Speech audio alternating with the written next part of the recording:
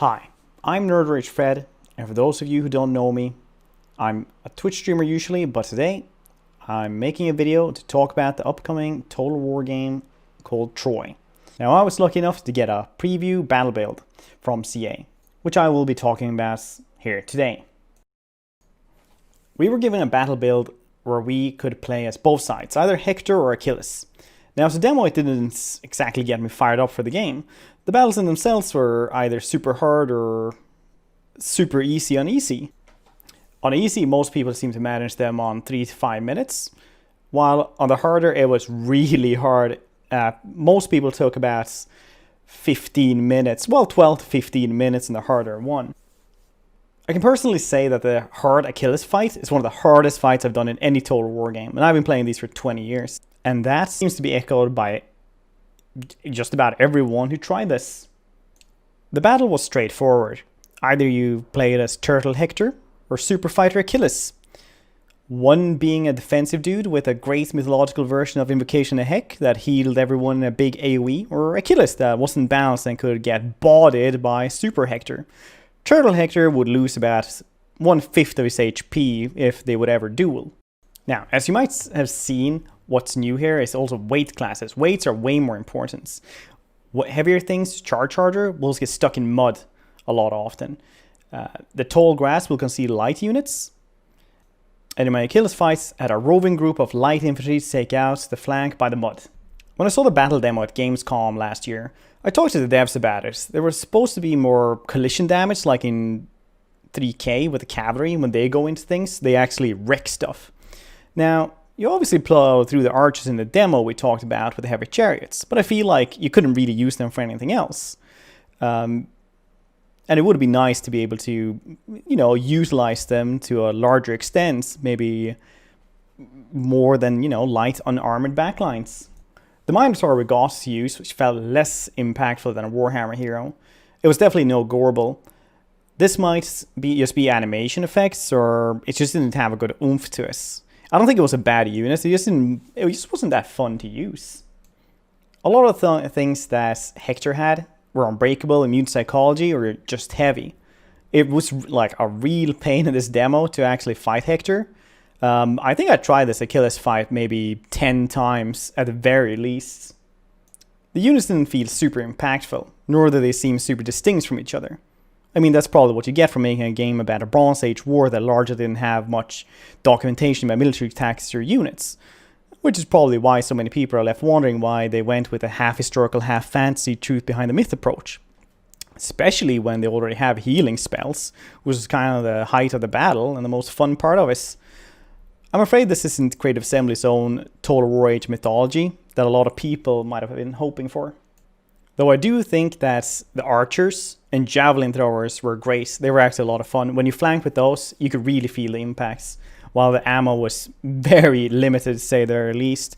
But if you didn't use those correctly, you were screwed from the get-go. The battle didn't look bad or anything like that, but textures weren't great. As a whole, they look good, but it's 2020 and Warhammer 2 from 2017 isn't supposed to look better. After playing through Assassin's Creed Odyssey last year, I definitely thought that ancient Greece could look prettier and have somewhat of a wilder color palette than sepia brown and tired grass. I thought we had moved away from that era of game making some 6 years ago. I also got to sit in on an interview with the devs last week, and something really cool from it was that they'd done a lot for AI pathfinding. So I asked if that means we're going to get super cool sieges, right? And they said yes. Not only are we supposed to be able to get full 360 sieges, which is cool considering it's the Warhammer engine, but also that some cities are supposed to be 2 or 3 tier defenses. So you just go off the walls and go into the inner defense and do that again. And it's just incredible, and it's a large step away from Warhammer's repetitive sieges. I really like that. I was super hyped about that.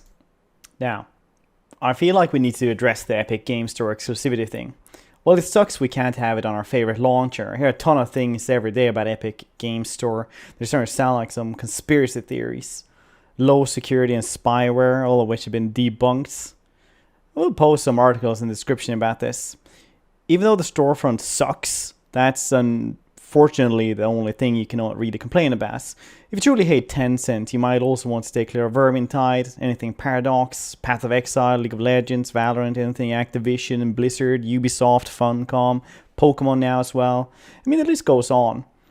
At a certain point, all we can do is hope that us early adopters at least get a better social credit score when that shows up.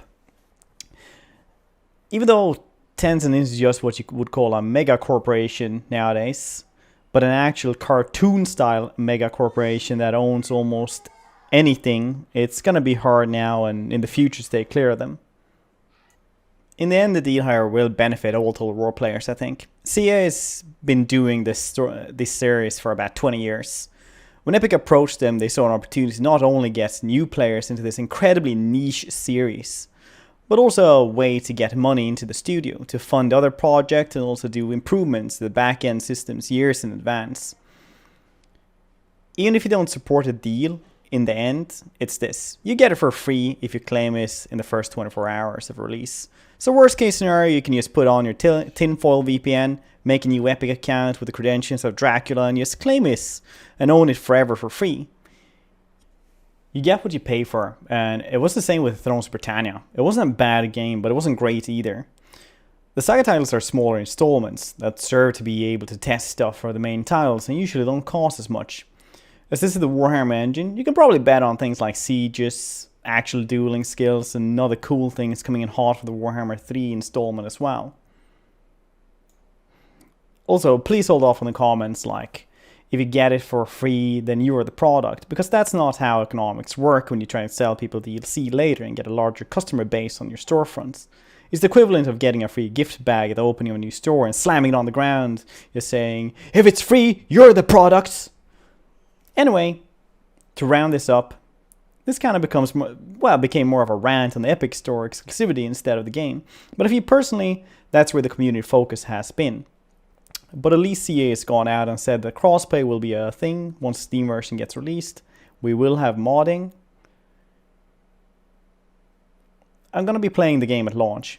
I'm looking forward to trying out the campaign resources and how it will all play out.